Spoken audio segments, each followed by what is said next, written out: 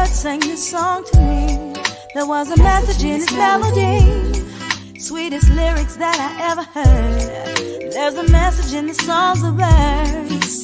Tomorrow is another day. Living is the only way. Tomorrow's gonna ever come. Listen to the words of the song. Everything gonna be alright.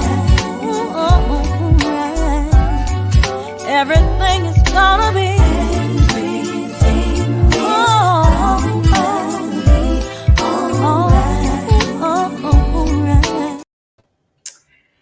Greetings and welcome to A Sip of Inspiration. I'm Stephanie Wilson-Coleman, known as the Empowerment Doctor, and I want to tell you today that today's episode is going to be absolutely fantastic. Now, you all know that I have some housekeeping to do because my media person tells me to do it, and I get in trouble whenever I don't do it. So let's do that first. So if you're listening to this now, you're listening to it on Facebook at empowerdoctor.com. And you're listening to it on YouTube, empowerdoctor.com. If you're listening to it on my business page, it is empowermentdoctor.com. It's also available later on today on all of the podcast stations that you can think about, okay? With that being said, I have a sponsor, Rise, and they have sponsored every episode, and we are so grateful for that.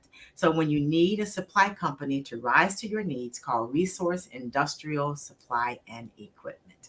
So joining me today is Isabella BraveHeart. Now, you guys know that the name Isabella is very dear to me because it was my grandmother's name and I was raised by my grandmother. So I think anybody who has a name of Isabella is just absolutely wonderful and perfect, okay?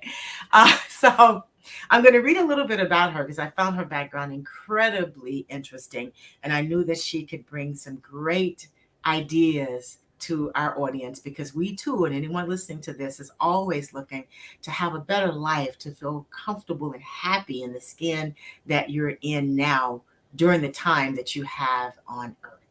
So, named the Deepwater Heart Surgeon by one of her clients, isn't that so cool?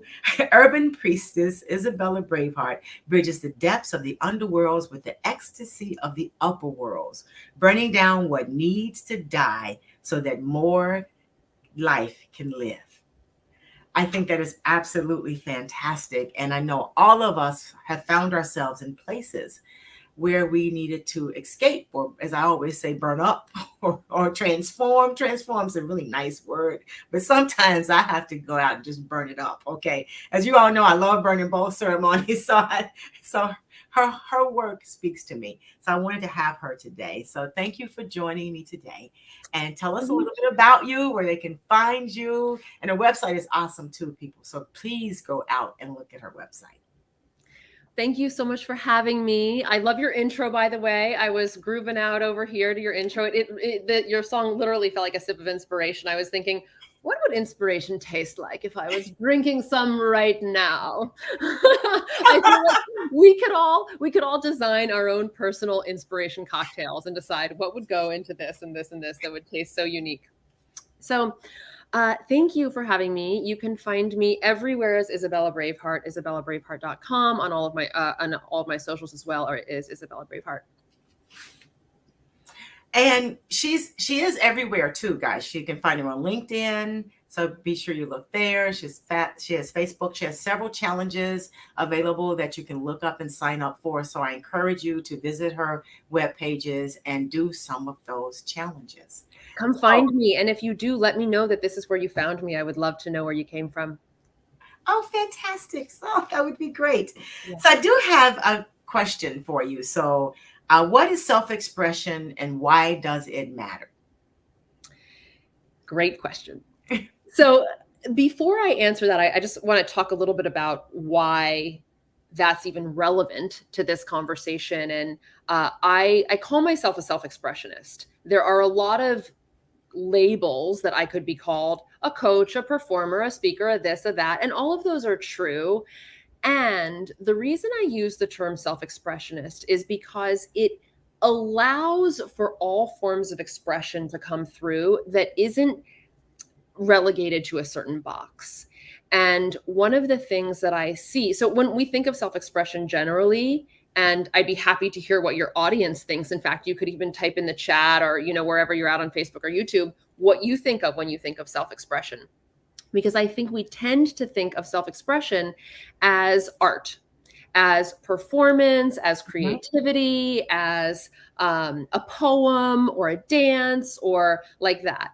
And while those are aspects of self-expression and really beautiful, potent examples of self-expression that I myself very much identify with, when I use the word expressionist and how I incorporate it into my work as well as my life is the ability to unapologetically be myself with anyone, anywhere, at any time.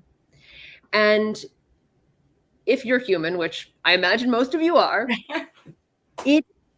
what I notice is that so many of us are one person here, and we're a different person when we're with our family, and we're a different person in the workplace. And while it makes sense that different aspects of us come out in each place, I do something. I'm a certain Isabella here with you now, and I might be a little bit of a different Isabella if I was working with a client, but they're all uniquely me. So I'm not trying to be something different for something else in order to fit in or not lose love. And that's where I like to play in self-expression, is that what would it look like if you felt so comfortable with who you are that you weren't afraid to rock the boat if who you are sometimes maybe makes other people uncomfortable. And that is the place where I really love to play and support. So how do you get people comfortable with just first acknowledging that they do have multiple selves or multiple people inside of them, and that they all have a place to be? So how do you get people to accept that? Because people get a little nervous when you start talking about that. It's like, well, I just can't be that playful and joyful all the time. Sometimes I just have to be like this, but that like this is not you. So how do you get them to even begin to consider it first before they even accept it? Yeah, such a great question. So there's this, what I see this fallacy around who we think we should be and what we think that should get us. So for example, for me, I think, or I used to think, I don't think this way anymore. I used to think that if I was a certain way, then I would get the love of, let's say, my extended family, for example, whom I felt very judged around. And I find that most people have challenged being ourselves around our families. Or with men in the past, I would try to be the thing that I thought they wanted. And what I realize is that in trying to be someone we're not, we're actually creating love that we don't want. And it's not actually love. It's a false term of acceptance, a false way of acceptance. And the more I can be who I am, and I'm going to define that term a little bit later, but for a generalization, the more I am me, the more I'm actually attracting those that truly love and celebrate and appreciate me for who I am. And that's the kind of love and acceptance that I really want. I don't want some idea of love and acceptance, which actually is accepting some false version of me, which isn't satisfying at all. And it is exhausting to try to be this thing that has no interest to me. And so the piece that is the, as you say, to even believe this is to begin to look at where are the people and the places in your life where you really feel joy, really feel comfort, really feel this is who I want to be with and where I want to spend my time and where I feel like I can be me and I feel seen and received and loved. And then we get to create more and more and more and more of that. And that's a process. And that is, I guess, can be difficult for some, because generally we're taught to take oneself to work, and that self you take to work isn't really who you are. It's just this big facade that you read through all sort of magazines and columns that you need to be. And then people wonder why their blood pressure is high, or they're having a heart attack, or they don't enjoy it because that's not who you are. But we're told that we need to be multiple people all the time. Yeah. So part of being an expressionist is being willing to go against the grain. Mm-hmm. It requires some of the most radical courage, and it's courage in the small and the nuanced and breath by breath, moment by moment, conversation by conversation. And the beginning of that, Stephanie, is when I began to actually come in here and connect to, what do I want? What creates joy here? Releasing the narratives. We all, if you were born in any culture whatsoever around the world, you've had something in you that has you believe that life should be a certain way and you should be a certain way.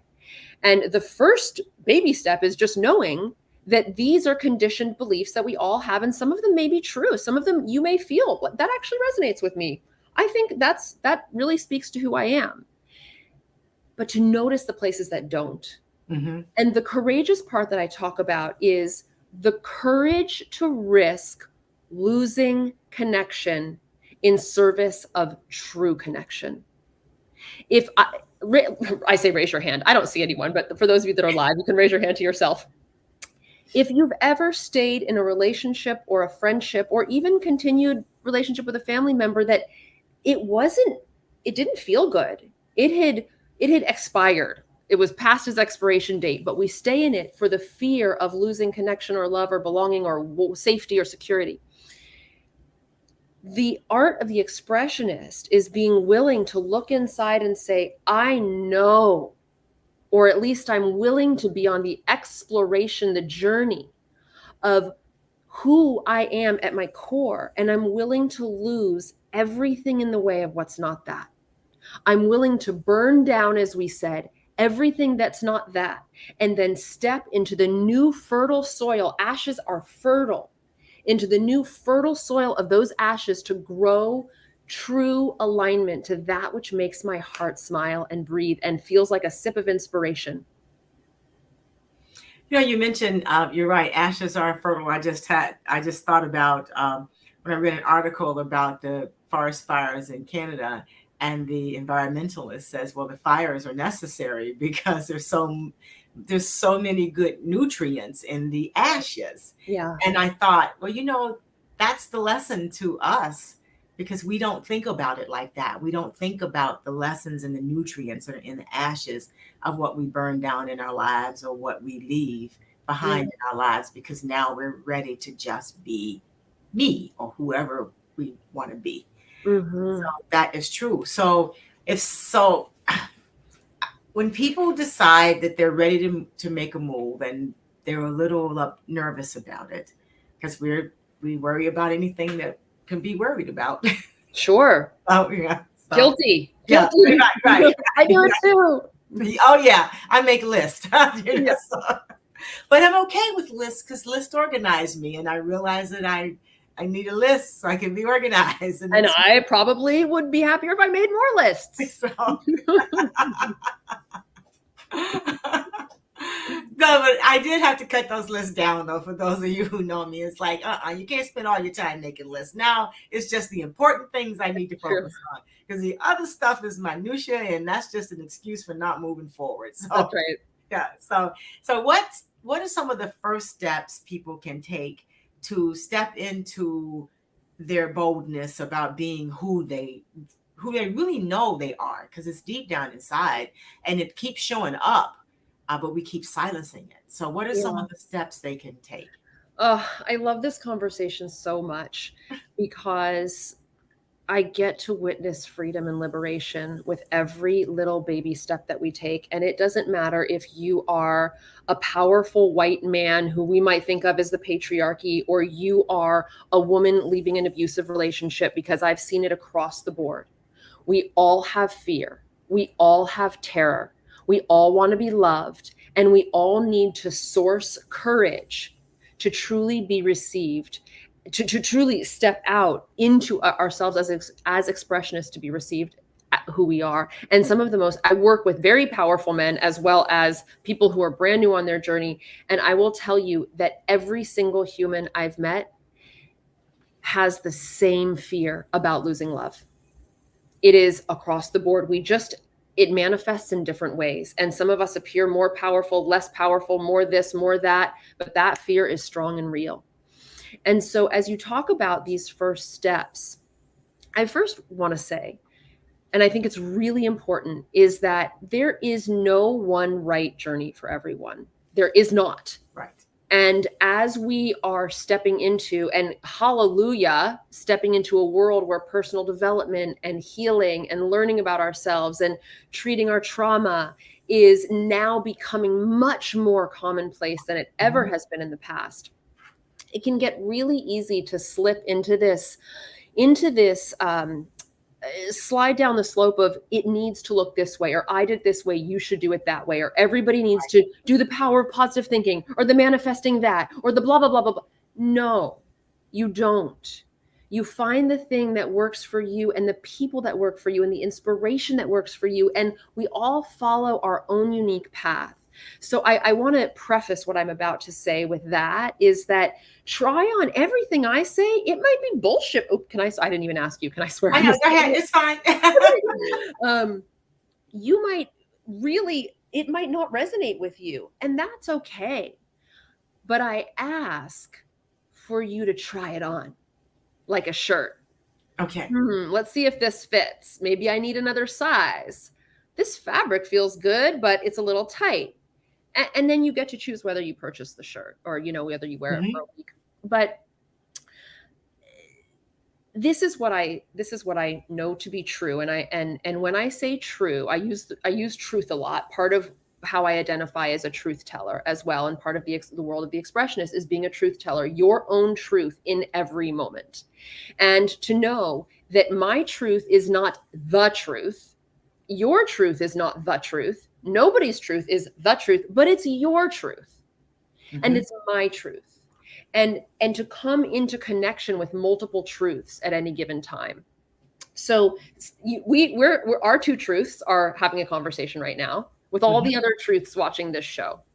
And what I look at as one of the perfect, beautiful places to start are the times when you notice yourself holding back, not saying something, or saying something that you don't mean for fear of doing it wrong, not fitting in, getting fired, getting kicked out of the family. We've got lots of reasons to obey, to be obedient, to do it right. We've got lots of reasons, particularly as women. We have lots of reasons.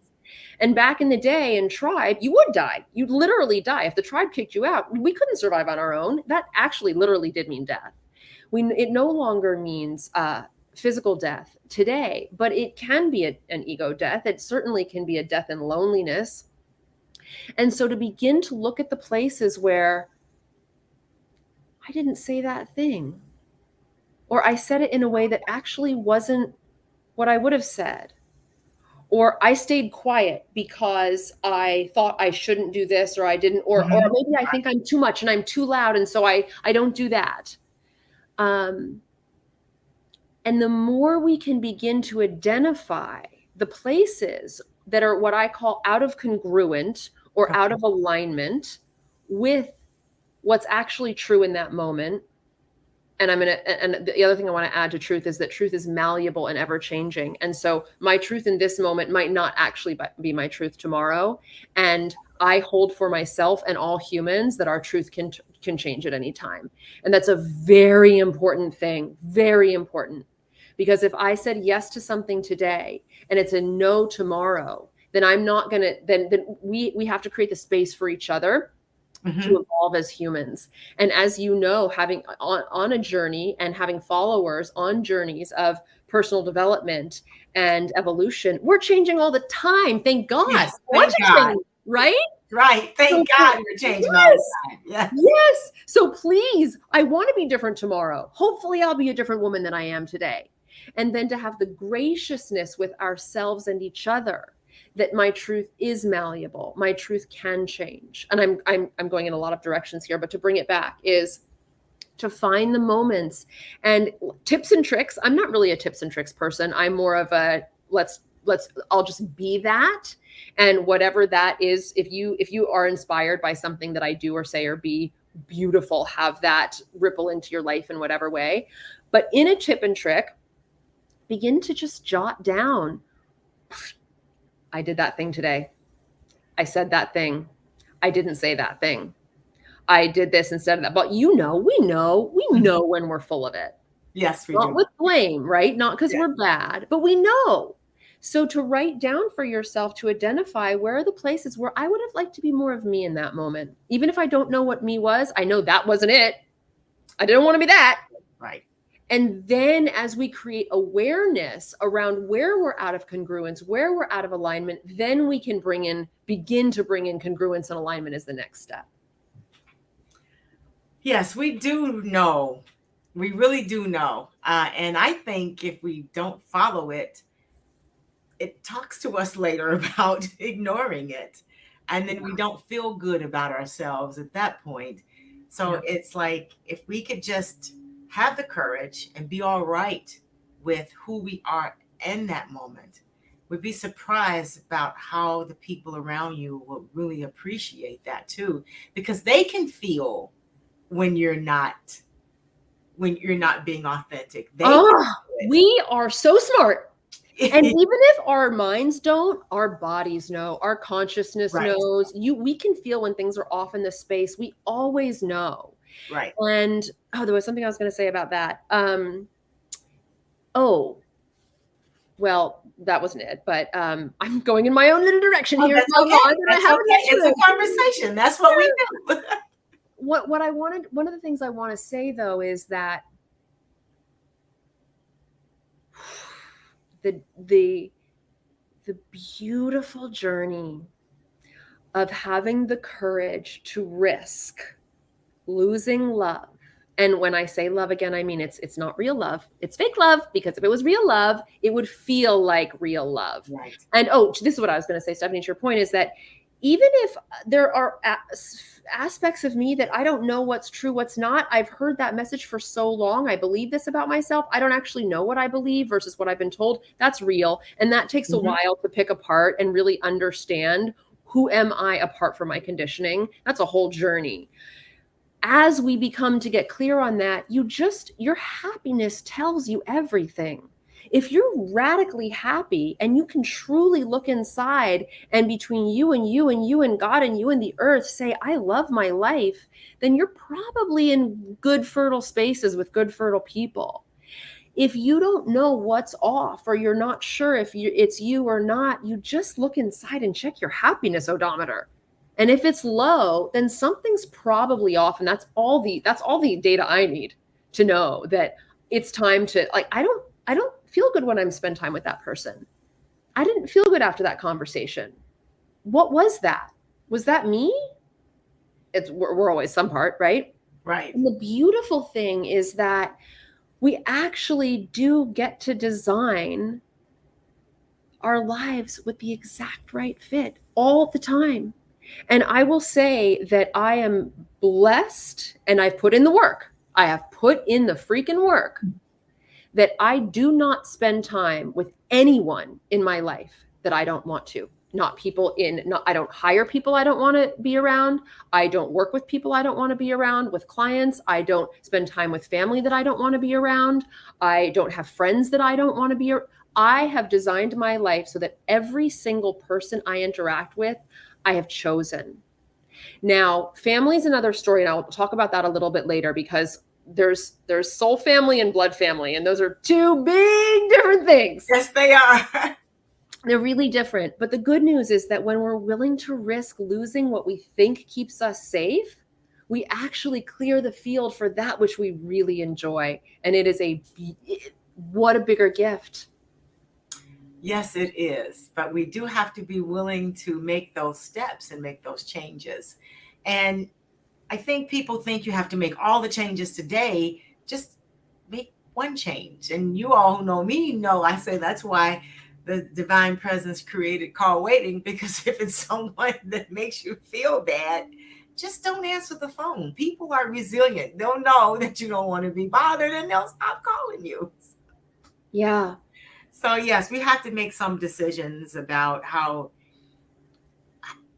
we're going to allow other people to control who we need to be and what we need to be to them, so that they can be happy when it's robbing our own happiness. And I don't think we understand that sometimes. It's like people just think they have to be there and have to do this and have to do this, and then they're miserable. But you don't. People are happier when you're happy. It's And funny. the world needs you to be happy. We really do. Be happy, right? And I don't mean that in a cliche way. Your whatever your brand of happiness and gifts and talent are, whether or not you're connected to it and know it, the world needs it. We need people who are. We do. That's what we need. That's what we need. We need more of that, and we'll be surprised at what takes care of itself once we start living in that happiness spot, once we start embracing all of the good here in this universe for us. Once we decide we want to discover that, we'll be surprised. And I will say too, Stephanie, I'm a hard nut to crack. You got to really convince me of some big stuff. I spent a lot of years really angry, really shut down, very traumatized in many ways. And when I heard these things about radical self-responsibility and we create our life I was like, you don't know my life. I'm this. And I don't expect anyone to do anything overnight. Even if you are pissed off and resentful, but you try, great. Okay, I'm going to do this thing that feels really uncomfortable and scary, and I don't believe it, and I hate everyone, and I don't believe that it works, and, Stephanie's full of it, and Isabella's full of it, but why not? Because I'm miserable. Great. We don't have to be connected to gratitude in every moment in order to shift and transform. You don't. If you do, I would have never transformed. Gratitude was far away, far away. A long time for me to get grateful. Really long time. I used to have a forgiveness prayer. So I'm big on forgiveness now, but I used to say literally, okay, I forgive you if you don't get hit by a truck. I forgive you if that building doesn't fall on you. You know how good forgiveness feels when there's an if attached to it. Yeah. And then it didn't take long before it became, I just forgive you. But I needed those other steps to get to the yes, I forgive you. And then it was like you couldn't even really remember what you were forgiving because it's been healed and you don't think about it and it's gone. But I needed those first steps. Okay. So, it's real. Yeah. It's real. It's real.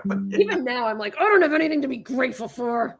I'm not forgiving you. Right. It happens faster now though, doesn't it? It happens a little faster now, right? A little faster. But I have to tell you, sometimes I'm still in there. Okay, if you don't get hit by a train, I'll forgive you. But, true. But that part comes up. And I think I don't want people to think that, there's a place where you arrive to. It's like you're always changing when you're learning to live in a place of love. Yeah. And because you're looking at things differently than you looked at them before. So give yourself some mercy, give yourself some grace, but do the work. Yes. And that is such a big thing is the mercy and the grace and the compassion piece. And I think if there's one thing that I would want to leave you all with today, hopefully there'll be more than one, but if there's just one is, as I mentioned in the beginning of this show, we're all leading really different lives. And we come from really different places. And there's one argument that can say so-and-so and so-and-so had the same mother and father, and they, were brought up in the same place. And one of them acted out terribly and the other one was great. Bad, you're bad and you're great. No, We have different nervous systems. We have different astrology. We have different traumas. We have different physical bodies. We have different brains. We have different sensitivities. And we don't know how long the path is. We don't know what our unique journey looks like, or how long it might take to go from being angry and resentful to really free and being able to forgive and be grateful on the daily. It might take Stephanie 5 minutes, and it might take someone else 5 or 10 or 15 years. Exactly. And to be gentle with yourself on your timeline, because we really don't know. We don't know. When we put seeds in the ground, some sprout really fast. Yes. And some take years. But we don't stop watering the ones that we don't see. And I think it's really important. We're talking about plants before we got on. Stephanie and I were, and or should I be calling you Dr. Wilson-Coleman? No, Stephanie will work. Okay, great.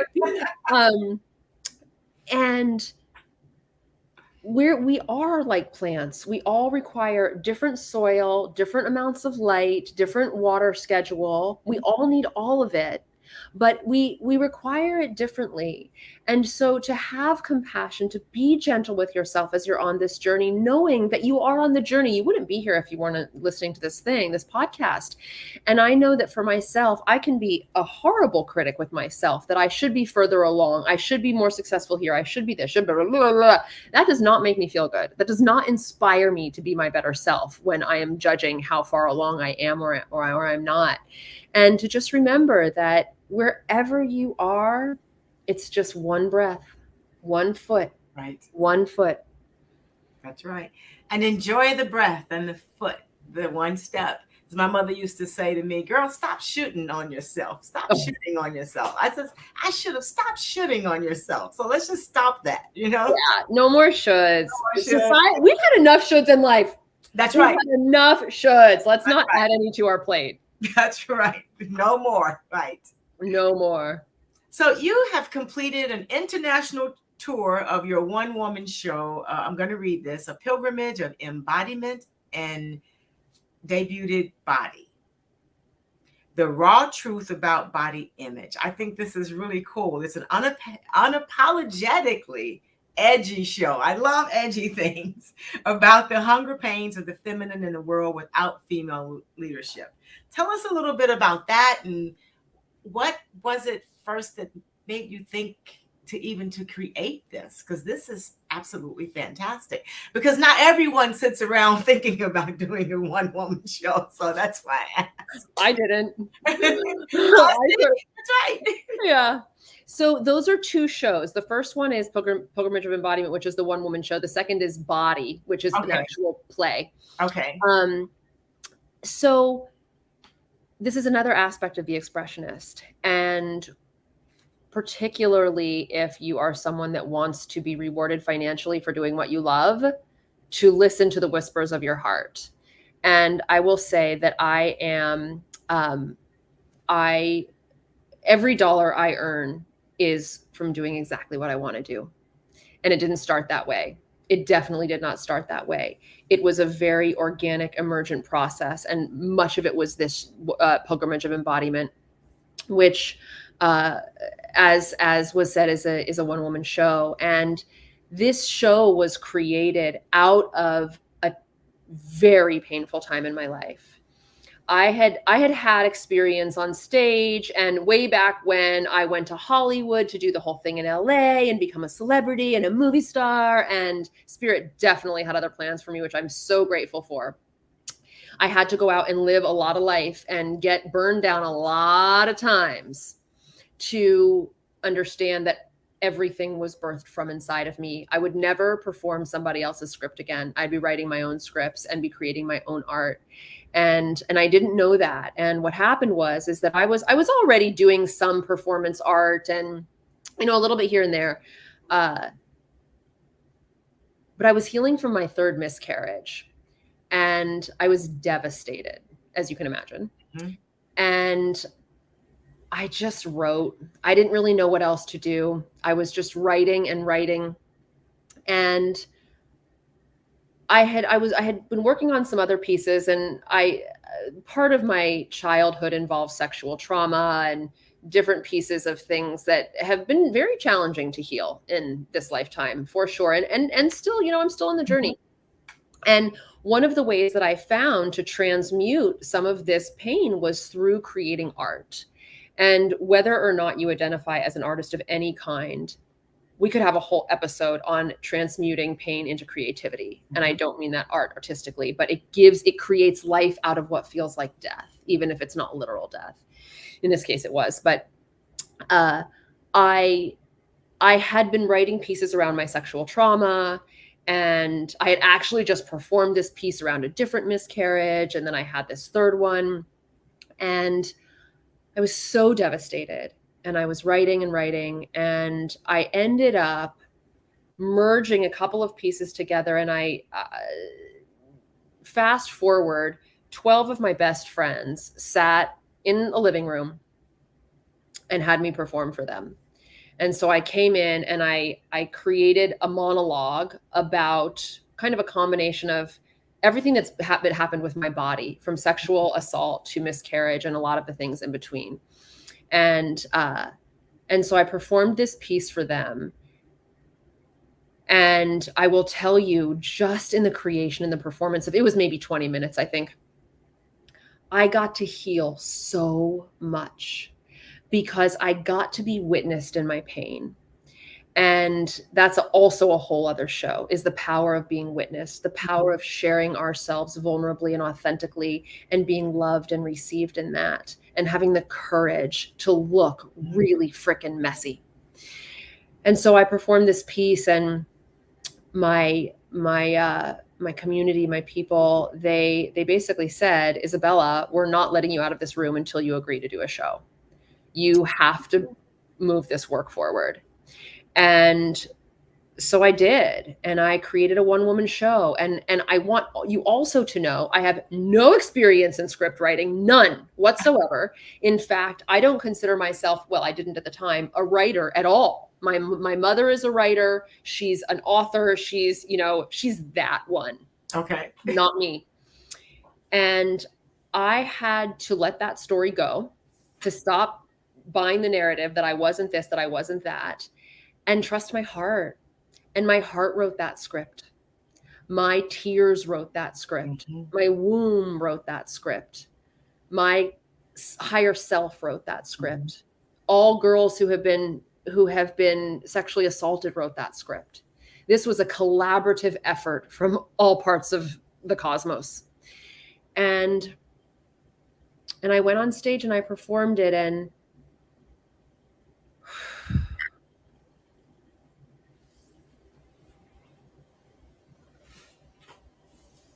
it's been years since opening night, and it still moves me to tears. It still lives in me as one of the most extraordinary experiences of my life.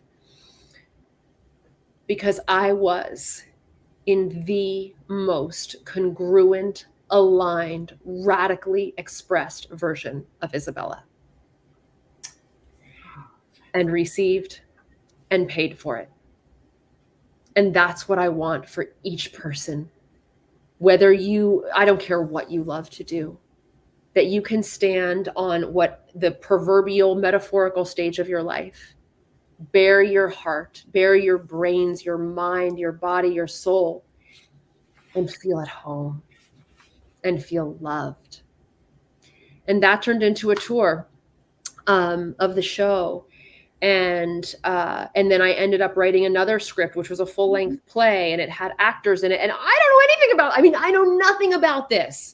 I've never taken a class on writing. And who knows, if someone, if a real script writer was in the audience, they might slay me.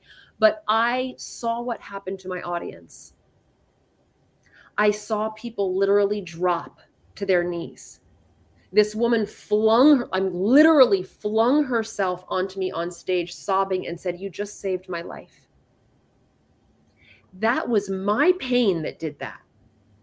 I had no idea of the impact that my story would have. None. And particularly, my work it had been up until that point, very feminine centric, women's issues. sexual assault, body image, feminine leadership. And I really thought that would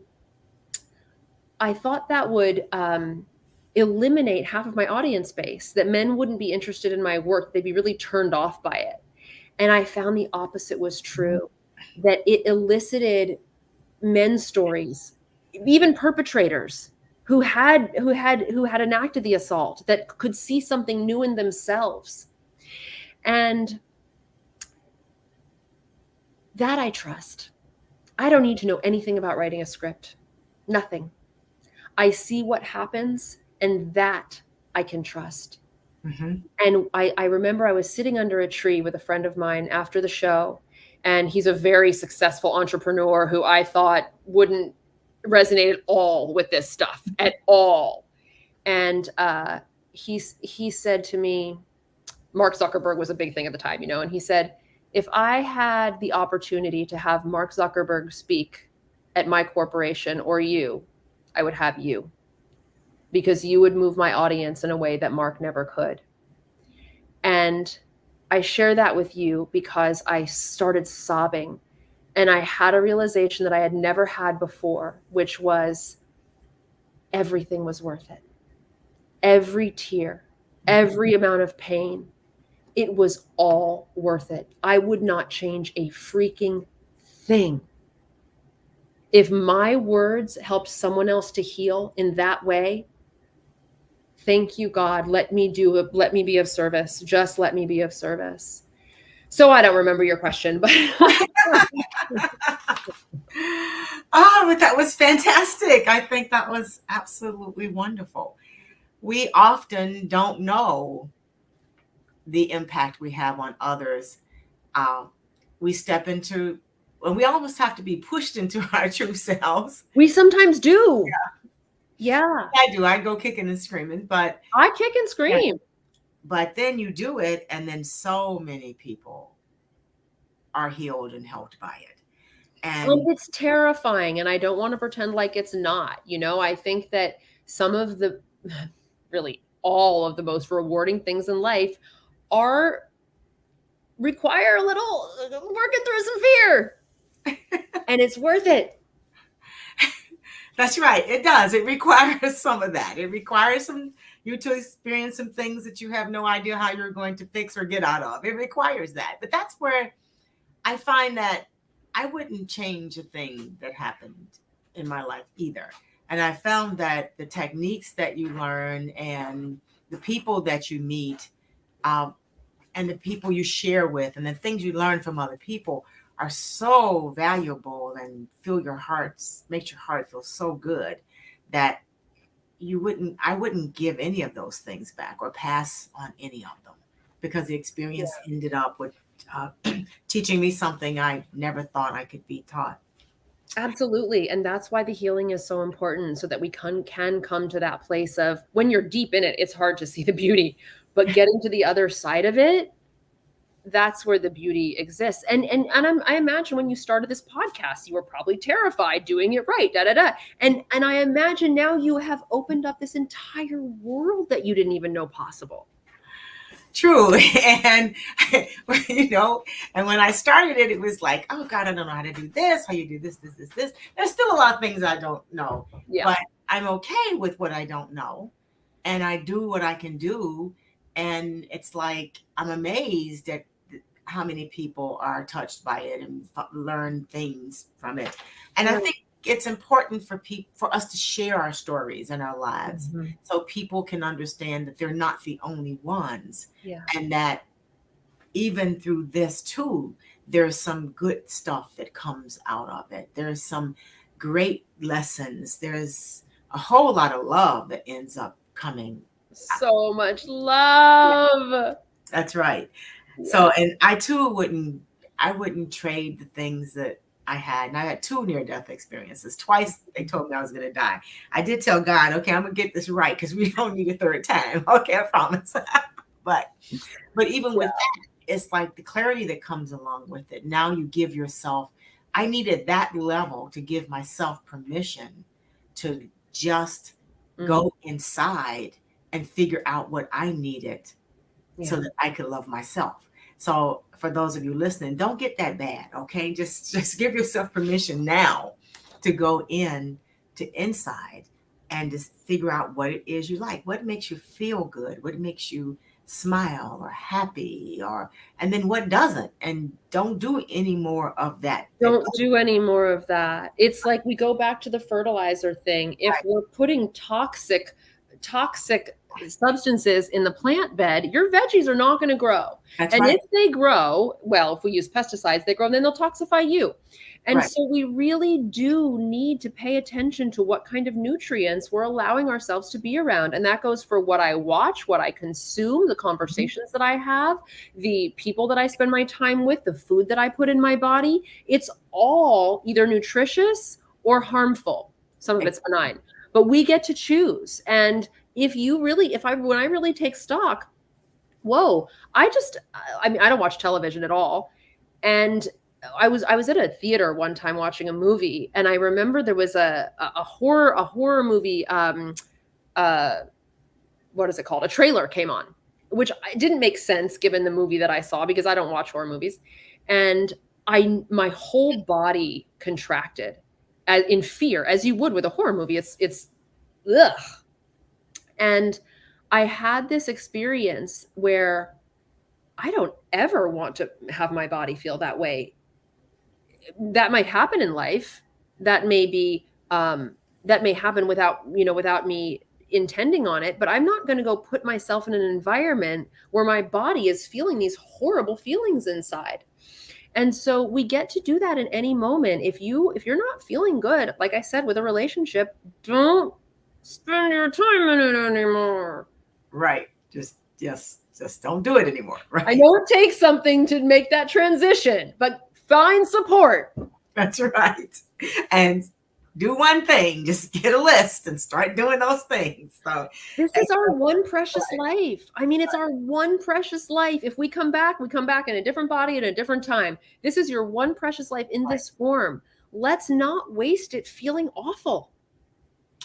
So you run Express, which is a 9-month program. So tell us a bit about that and how people can reach out and become a part of it if they would like to do that.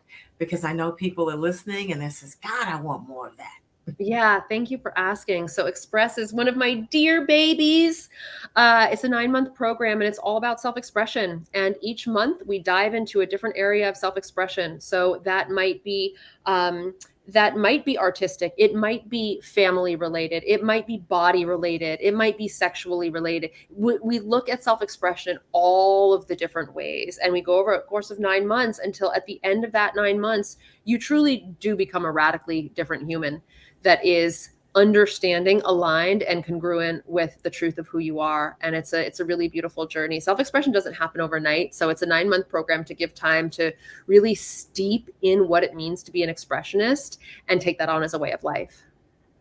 And 9 months is really pretty cool, because that's generally the length of time that it takes to give birth to something. So that's right. That's right. So you get 9 whole months. So where do they find it or sign up for it?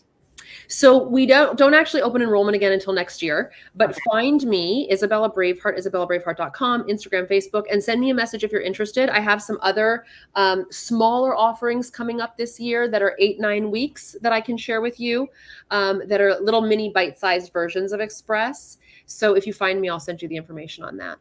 Okay. And if you're interested in those listening to those bite-sized ones, do those, because sometimes that gives you an idea of what the 9-month commitment's going to look. How it's have a little taste before you eat the whole cake, just a little taste. Unless it's chocolate, then just eat the whole cake, okay? That's right. Or the icing. Yeah, That's right. Like me. I just want the whole cake. All the icing around it, right? You just can't leave any chocolate. I don't do tastes. I'm just like I'm a glutton. I just like all of that. Give me more. When it comes to chocolate, I do make small slices, and this is a game I play with myself, and then I eat 30 of them. Right. I mean, there's something to that. Something to that. It's something about doing it with a little fork. It's just something, even though you have a little seafood fork. But that's my thing.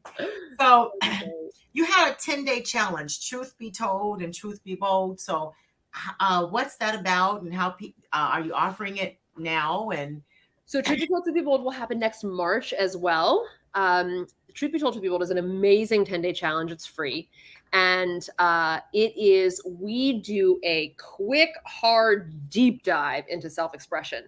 I was sharing earlier, it's kind of like a buffet where you get to try, you do get to have the tastes.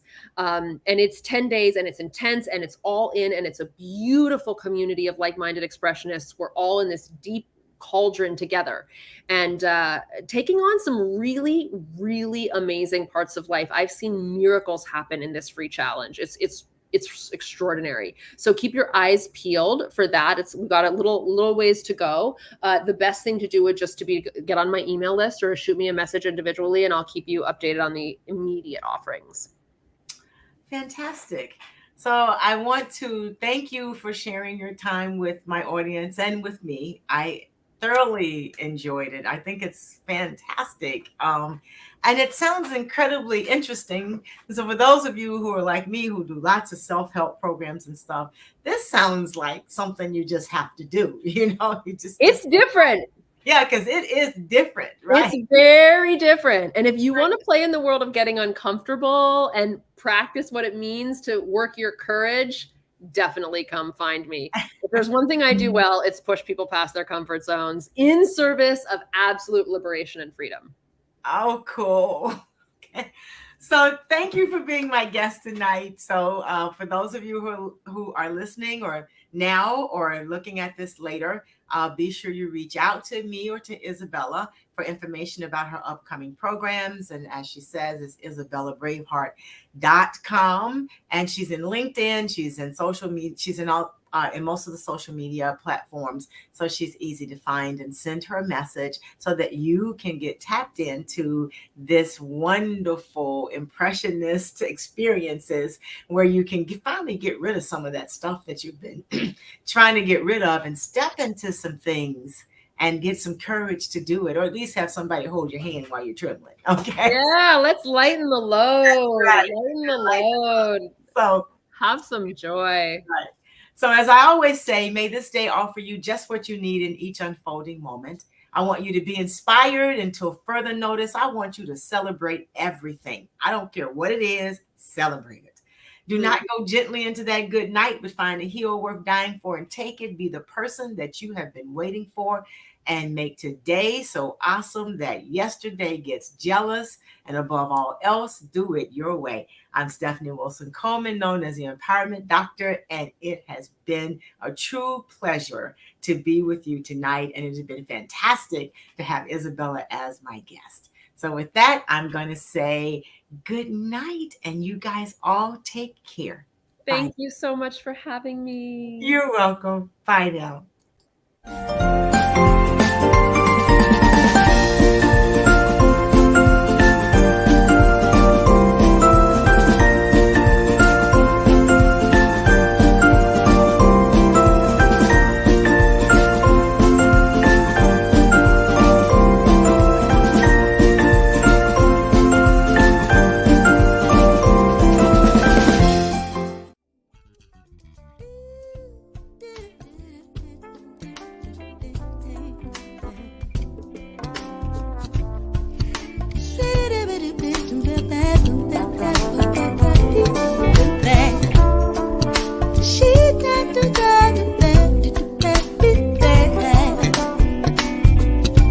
Life's too short to drink cheap champagne, so I decided to buy me